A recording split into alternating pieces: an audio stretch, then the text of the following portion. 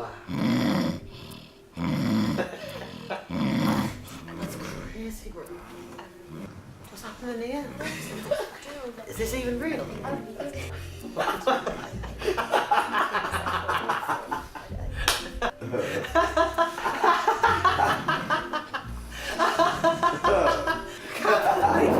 You were saying, why are you so tired?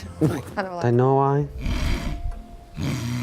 Okay, we do need to maybe tell him on a serious note that like, okay. Yeah. We are all in the same, but obviously because we have ears and we're in the room.